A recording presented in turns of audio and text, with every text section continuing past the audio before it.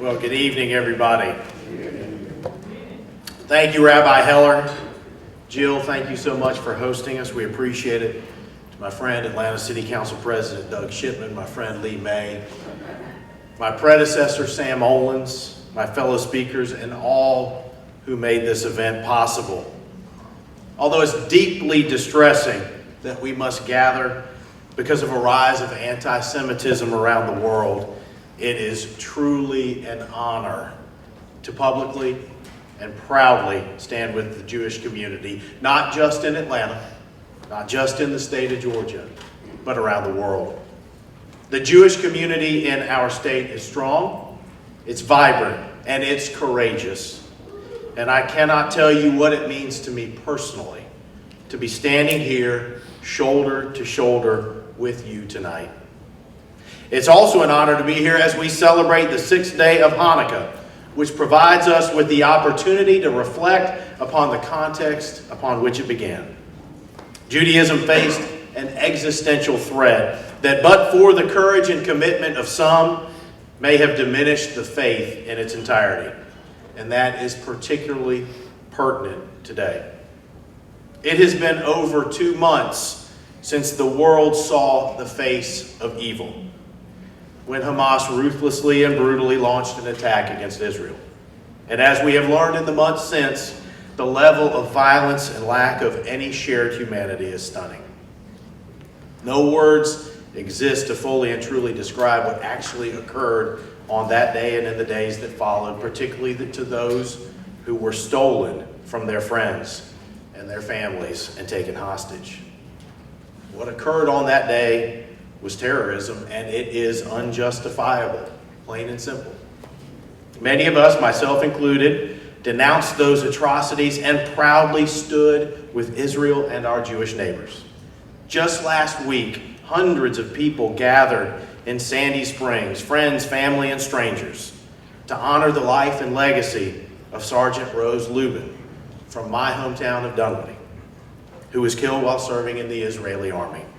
Members of the Georgia House of Representatives, led by my friends, State Reps Esther Panich and Brent Cox, showed bipartisan support for the Jewish people by adopting a resolution condemning Hamas. Yet others took a deeply troubling stance. They blamed Israel, they blamed the Jewish people, and they wrongfully continued to do so to this day. Since that tragic day in October, the Anti-Defamation League reports a 388% increase in anti-Semitic harassment, vandalism, and assault in the United States when compared to last year. At Cornell University, an individual made terroristic threats against a kosher dining hall. In California, a pro-Israeli protester was killed in an altercation with a pro-Palestinian protester. And around the United States, individuals have vandalized synagogues and menorah displays. Similar scenarios are playing out across the country. Let me be clear. Violence is not speech, and it will not be tolerated in our state.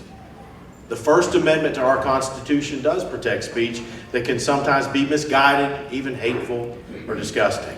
And even though that can be frustrating or worse, that's when we must not be silent, but instead come together and use our First Amendment right to push back and clearly and definitively show the world why what was said is wrong. There are also times that speech can tread into a gray area and can potentially be acts of intimidation.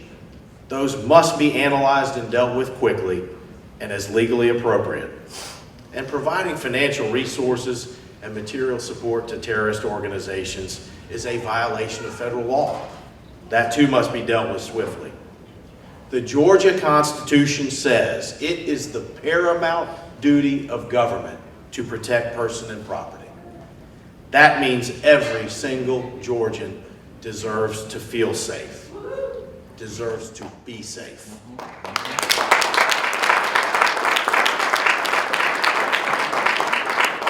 And that's true no matter your race, your gender, your sexual orientation, and yes, your faith. At the Office of the Attorney General, we are proud to stand with you in this fight. If you see or experience any activity that you feel may rise to the level of criminality, please contact us immediately. We will ensure that law enforcement gets involved. As history's shown, hate grows stronger in the dark, but hate is no match for our state and the good people who call it home. Just look around at those who are here tonight and look at the history that Jill just mentioned. By coming together, we can continue to shine a light on anti-Semitism and hateful acts of any kind. We can continue to show why Georgia is the best place to live, work, worship, and raise a family.